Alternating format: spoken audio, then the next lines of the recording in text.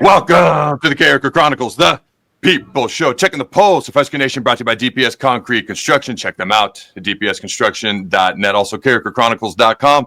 Ladies and gentlemen, it's where your Husker sports hopes and dreams will come true.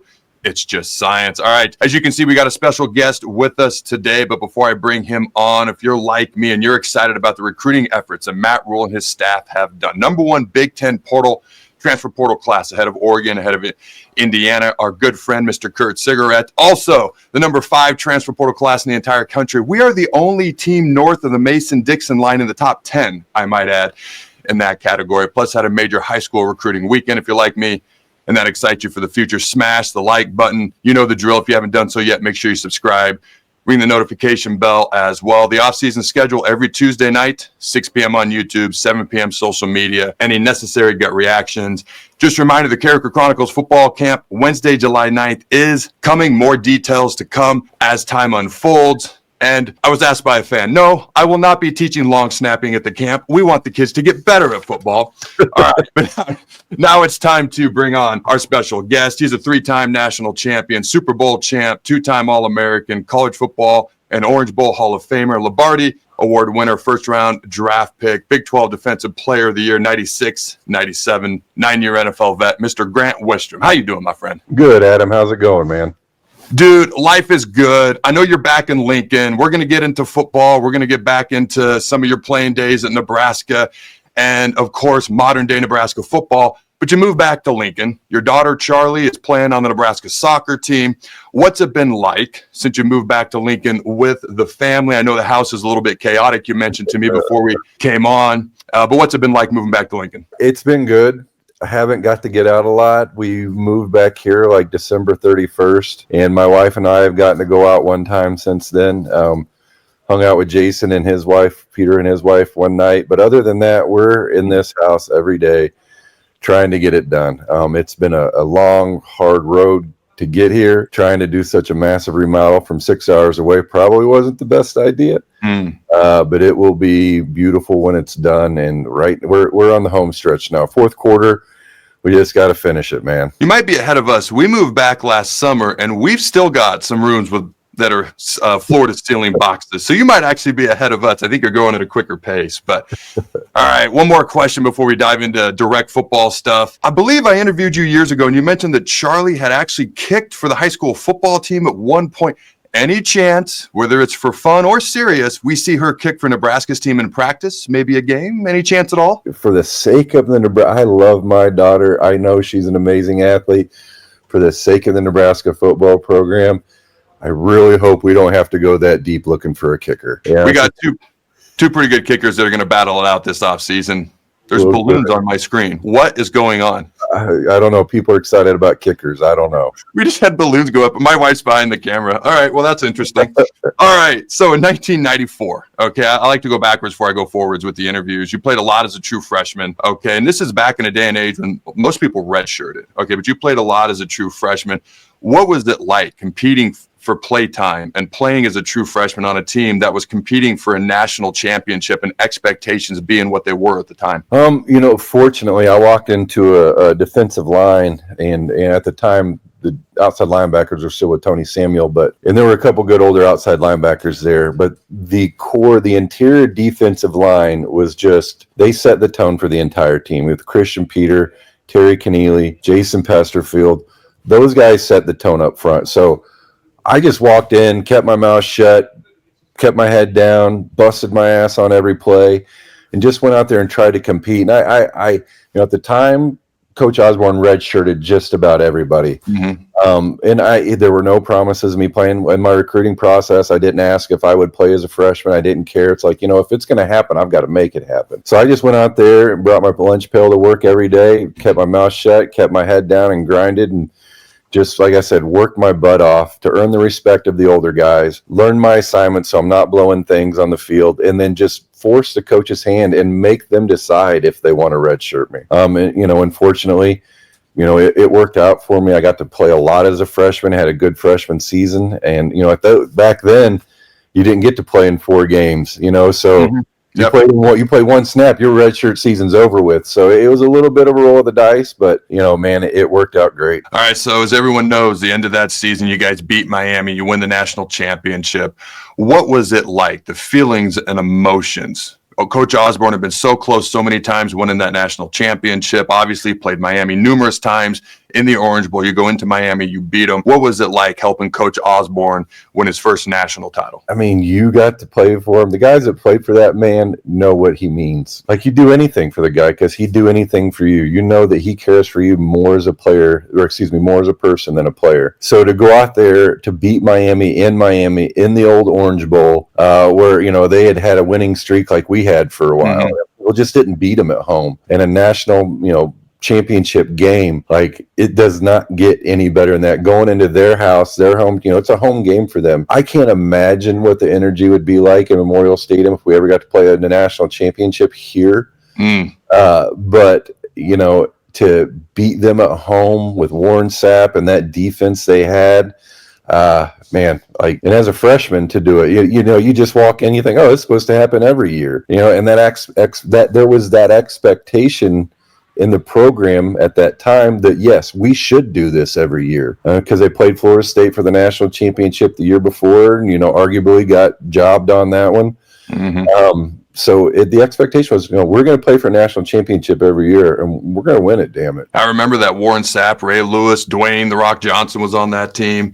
And so this question is kind of interesting to me. Obviously, different positions and even different eras, so to speak. A lot of people are curious how, the level of improvement that Dylan Raiola can make from year one to year two, true freshman to sophomore season. So it made me think of you when we were getting ready for this interview, your year two sophomore improvement. I mean, you became first team all conference, first team all Big 8. All right, what was that year two improvement like for you? What helped you to achieve that?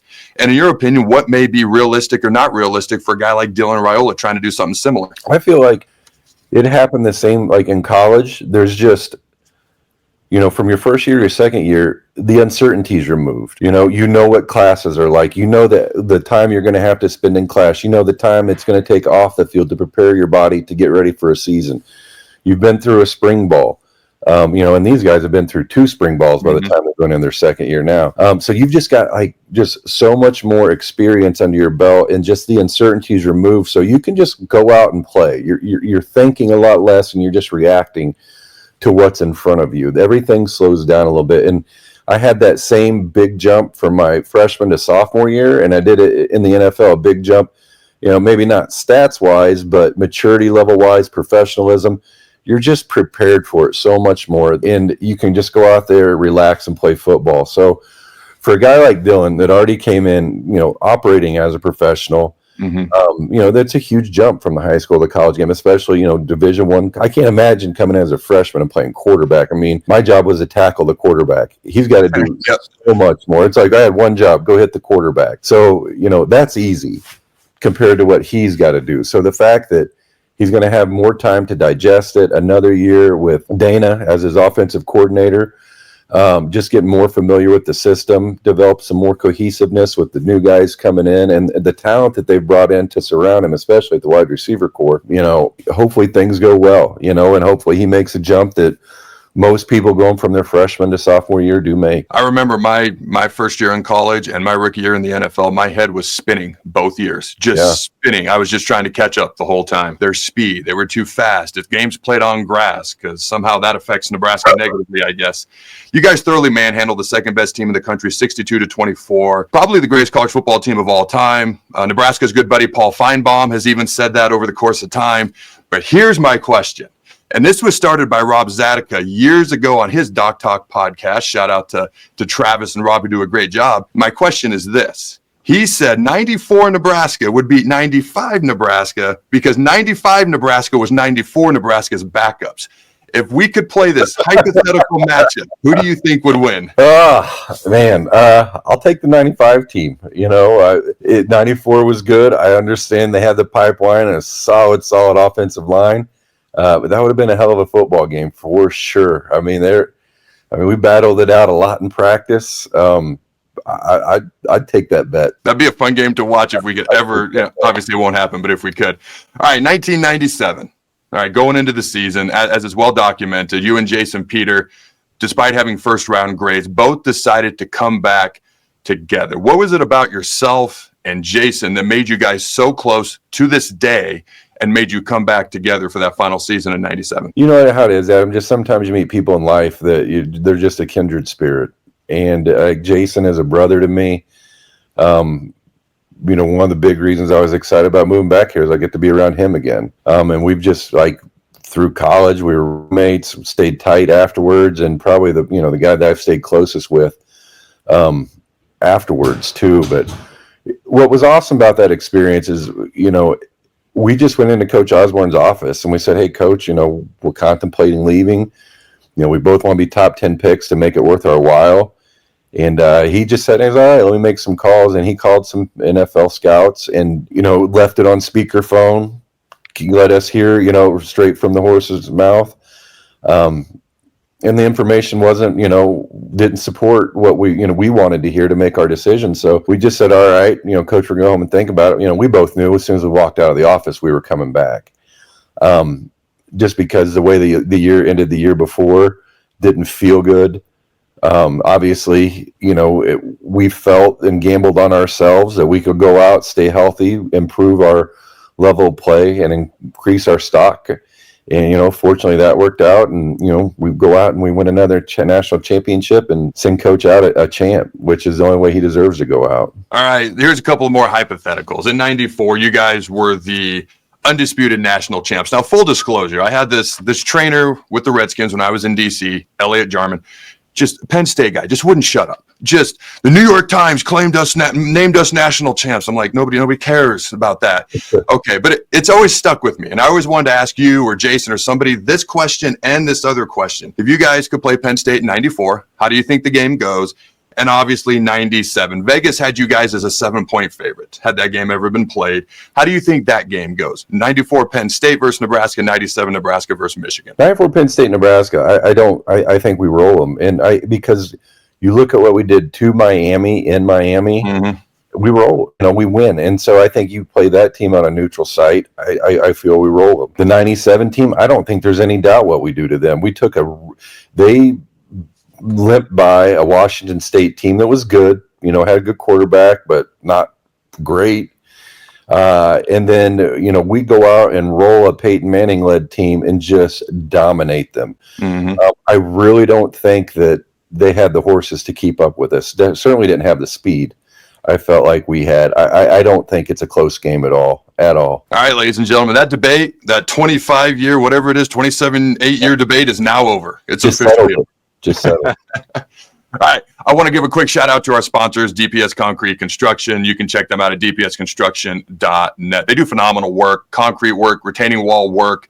All right. Jason Armstrong is a man of high character, runs many businesses, does a great job. If this is your line of work, dpsconstruction.net. Hit up Jason. Tell him Adam sent you. Also, bonzelpool.com. They put in my family's pool, my family's hot tub. They are the ones who maintain it and take care of it.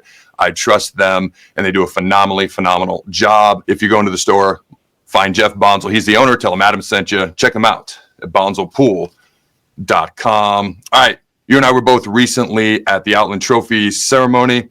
All right. Tom Osborne, the Tom Osborne Legacy Award was given to your former defensive coordinator, Charlie McBride. And we all know he was a great coordinator. I think sometimes people forget something as simple as this. I don't even want to say simple, impressive. The last 4 years, he was the defensive coordinator in Nebraska.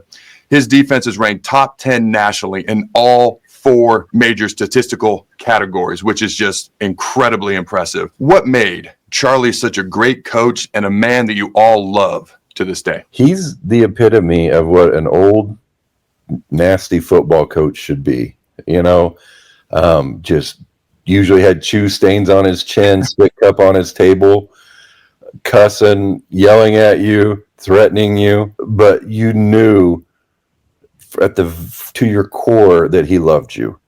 And that guy wanted to win more and wanted you to win more and celebrated every one of your victories more than you did. So, you know, he's very similar to Coach Osborne. Like, he cared about you more as a person than a player. And it's still, like, in my phone. I still call him, still talk to him, and love him to this day. and am so thankful that I got to play football for that man. And just the attitude that he instilled in the defensive line of just being mean, nasty guys that want to go out there and fight, that just permeated throughout the team. And it, we had, everybody talks about the fights down in the pit between the offensive line and the defensive line, and that set the tone for things. Because we go out and practices were so much harder than games for us. The way that Coach Osborne ran practices was it was go, go, go. You get tons of reps at practice against walk-on guys that were fighting to be Nebraska football players. So they weren't backing down. They were trying to earn something. So you were competing every day at practice. And Charlie, if you weren't competing hard, Charlie would rip your butt out of the practice. You'd go watch. I feel like set the tone for the defense, and the defense set the tone for the team back then. All right, our new defensive coordinator, John Butler. He's running what's technically a 3-3-5, but it's really a variety of fronts, a variety of multiple type defenses and looks for the offense. All right, multiple returning starters in the secondary. When you look at our second level of the defense, Vincent Shavers, Marquez Watson, Trent's coming in, Willis McGahee Jr., Dawson McCullough, they're going to use him as a pass rusher. Williams and Wari. I saw some of his high school film again the other day. It looks like a man amongst boys out there. Okay, up front, not a lot of guys, a lot of players, a lot of guys with potential, but not a lot of returning experience outside of Cam Lenhart. What would you like to see from our defense next year, and what do you hope to and like to see out of our defense next year? I think you hit on it right there. I think we need some help up front. You lose Ty and Nash. Yeah, Yep. You lose those guys. I mean, those guys are men out there. They could control a game. So we're definitely going to need to find a couple of big men in the middle. And I don't feel, hopefully, like you mentioned some guys, the roster a lot better than I do, Adam, and recruiting a lot better. I haven't seen any big portal names coming in through this interior D lineman. So, hopefully there's some talent there to develop. But just finding a unit that plays consistent, guys that go out there, play hard for each other, play more for the name on, the N on the side of their helmet than they do for the name on their back, and that just chase the football. Be relentless, hitting the guy all the way to the ground, playing smart, sound defense, don't do too much, do your job. If you got 11 guys out there doing their job, you're going to be fine. You get a guy out there trying to do more than he should, that's when a defense breaks down. So just fundamentally sound, playing hard, playing for each other, playing for the university, and good things will happen on defense. Defense is all effort. And I'm not a great athlete.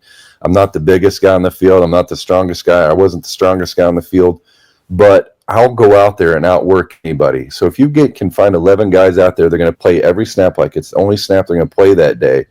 You're going to have great things happen for you. And, and that starts, Charlie instilled that in us, that it's pursuit, run into the snap, 11 guys to the ball on every snap. Charlie started that with us, and I feel that we've kind of gotten away from that at times and taking pride in bleeding a black shirt and what that really means. But hopefully John can go get him back to where we used to be, and even better. They probably have. I walk on the field now, I feel small around those guys. I'm at my playing weight when I play here. Yeah. They're freaking huge. They're big. The talent is there. It's just finding a way to pull it out of them and make them go out there and sell out on every snap. Your answer was perfect because it bleeds into my next two questions. I was going to ask about your thoughts on NIL, the transfer portal. Now, revenue sharing is coming here in the next few months, but what are your thoughts on NIL, the transfer portal, and how that affects the culture of college football and everything that you just outlined? Is it still possible to achieve that with the way players can come and go and being paid? I'm not knocking it. It is what it is, whether we love it, dislike it, or whatever. What are your thoughts on NIL, the transfer portal, and how it affects the culture of college football? I believe how they've rolled it out, man, I don't know. I don't like it. Yeah. At all. Guys, I think you should, if you're going to be getting paid like this, sign an employment contract. I don't think it's right for a kid goes out. I mean, we had a kid here last year. Nobody wanted him. Nebraska takes a shot, brings him in, develops him, turns him into a good defensive end. I watched a lot of games last year, had 2 or 3 good games, and Nebraska invested in him. And then when he has a chance to cut and run because he thinks he sees a paycheck out there somewhere, he's gone. Zero loyalty. I think that speaks more about your character than it does about the NIL. You know, somebody gives you a chance and honors you, you pay that respect back. And especially at a place like this, you're going to leave here, and I don't know what the kid got to go somewhere else. I don't know. But you can't tell me that, and there wasn't NIL for you or me. But if you're a good person and you play hard at the University of Nebraska, you will be taken care of here after your career, right? Mm-hmm. And it's probably going to end up being like, I'm going on 50 now, and I come back here, and people are excited to have me back here. You know, you don't find that in other places. I feel like that kid messed up. I don't like how you can go out and play in a spring season and get some tape and then just start, you got some pseudo agent shopping you around to other teams to see what, you know, let's just go find the biggest bag. Like, that sucks. I hate that for college football. I think kids should be allowed to transfer. I think it's way too easy to do it now. There's no skin in the game. I mean, you got a kid going to 3 or 4 different schools before their college career is over with. That doesn't do a service to the student athlete. It doesn't do the service to the game of football or the programs. And I can't imagine being a coach right now, not only recruiting high school kids portal, having to re-recruit your whole team every year. Mm-hmm. Yep. You know, I think it's going to eventually be a huge disservice to the game of football. Yeah, people are, you know, profiting, you know, in the short term, but I think long term it's terrible for football. I think it's terrible for college sports in general. And I think there's got to be a better way to do it. I'm not a smart guy. I don't know how to figure that out, what the answer is. But I think there's a better way to do it. It's interesting because I chatted with Troy Dannon at the Outland ceremony there, and he was telling me what Matt Rhule was doing. And you're talking about recruiting your whole roster and then transfer portal recruiting and recruiting high school kids and trying to do all this stuff. And he's like, man, he loves it. And I'm just like, you sound convincing and I want to believe you, but he's human. How can any human truly enjoy this? So I admire Matt Rhule for the effort. Like, I know he's putting forth the effort and doing everything he can. Hopefully it produces wins on the field. But actually, perfect lead into another question. What do you think of the job Matt Rhule's done this offseason? We got a new offensive coordinator, Dana Holgerson, technically the end of the season, John Butler, who did the bowl game, and then Mike Eckler, former Nebraskan himself from Nebraska City, coached here at Nebraska. We'll forgive that he played at K-State, but he's back here as a special teams coordinator along with all these portal additions. What do you think of the job Matt Rhule's done this offseason so far? I mean, I think it's great. And you know, I know this is kind of a weird year just with the roster cuts and having to get down to 105. So, yeah, we're going to lose a lot of guys. I think some guys saw the writing on the wall. But prior to this year, Troy Dannon, we had their Colorado national champion reunion at the Colorado game this year, and Troy spoke. And I think at that time, like, Rhule during his tenure was only averaging losing like 9 to 12 guys through the portal each year, which was incredibly low for most major programs, incredibly low. And that speaks to me that the guys are buying what he's selling. You know, guys, you know, that he's trying, and until, you know, I think this year was a huge shift in the portal. Excuse me, girl. Was a big shift in the portal as far as so many more guys jumping in and so many more talented players going in. And so I understand having to get into that, but I believe he was trying to develop talent here. But the way things are set up anymore, I don't know if that's possible. Because just, you know, like we referenced earlier, you know, the kid that was a defensive end that came and left, you know, as a guy they brought in to develop, and it was starting, you know, he's starting to turn the corner, and then as soon as he can, he jumps ship. So I don't know if it's even worth it to try to develop talent anymore. You know, because you develop it and then it goes somewhere else. Yeah, and most Husker fans are going to know who you're talking about. I didn't like that he took like a passing shot at Nebraska. No disrespect, which means you can say anything then, right? But basically didn't have the talent at Nebraska that they have at FSU. With all due respect to FSU, they won 2 games. They're trying to build up just like Nebraska is right now. So, all right, last question, my man. I appreciate you taking the time. I know you and your wife have owned a CrossFit gym. You've done surfing, all sorts of different things. But is there something maybe about you that people don't know that you'd be comfortable sharing with the fine folks at home? Man, I'd say, you know, we asked wife that what we should share, and just, you know, I do love to surf, and we are water people, and that was the hardest part about moving back to Nebraska is just the lack of lakes. And we looked at some of the sandpit lakes around, maybe trying to find a home on that, but it just didn't work. But, you know, if we're not at the ocean. We're on a lake, when we can be. And we had a beautiful lake back home, Table Rock Lake. We had a house on and wake surfing boat, and we'd go down there and spend as much time as we could doing that. But I love being on the water, love being in the sun. Excited to be back up here, but that is the one downside of being in Nebraska is just the lack of water. But we'll survive. We'll schedule more surf trips. We'll make some more trips back home to be on the lake, but that's going to be tough. So it's funny I'm smirking because it's funny you said that we lived on a lake where we were at before we moved back here. Now, I've never surfed. I don't have great balance, like whether it's snowboarding, so I've just never tried to surf. But we have a pool. You're always welcome at our pool if you ever want to come on over. Yeah, so. Pool pond would be good for me. Yeah, there you go.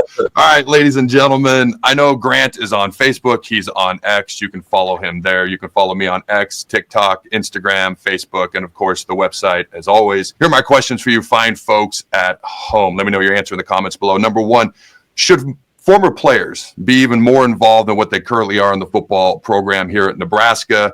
Number two, is it too early to start drinking the off-season Kool-Aid, or have you already started doing it, and is it maybe already too late to stop? Number three, Chiefs or Eagles? Who do you got, Chiefs or Eagles Sunday? Oh, Chiefs. Chiefs? Yep. After the Rams left St. Louis, we became Chiefs fans. So people ask me, Adam, do you root for the Rams? I'm like, they're in L.A. I'm a Redskins or Commanders guy, I guess, now. So. And for me, I understand they left. I get that. Yeah. They knew they were leaving 4 or 5 years. You were there when it was all going down. Yep. They knew they were leaving 4 or 5 years. Jimmy Lake. I came to a practice one time, and Jimmy was equipment manager for the Rams. Mm-hmm. And this is 2 or 3 years before they left. And I said, Jimmy, because there were the rumblings coming out. I go, are Rams going to LA? He's like, oh, yeah, man. Trucks are packed. Last year. We're out of here.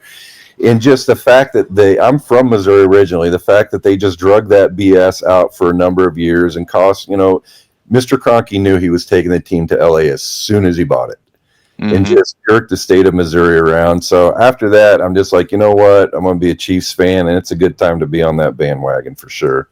It's funny. I don't know why randomly the other day I was just randomly thinking about Rams Park, the practice facility, the meetings, the weight room, the indoor facility, and all that. And I'm like, what became of that? Just some rich guy just buy it, now he owns it? Like, whatever happened to that? Okay, I can tell you actually. Oh, okay. So we were living in Springfield, and our daughter actually played club soccer in St. Louis. So we were driving to St. Louis. My wife was once a week for practice, things like that.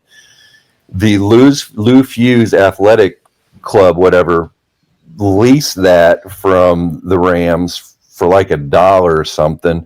And so that's their whole soccer facility. Oh man. Okay. So they do lacrosse, football, soccer. So it's like the Lou Fuse Sporting Complex. So that's what it's used for now.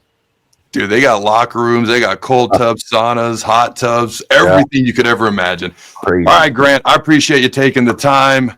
And until next time, Husker Nation, go Big Red, and always remember, throw the bones.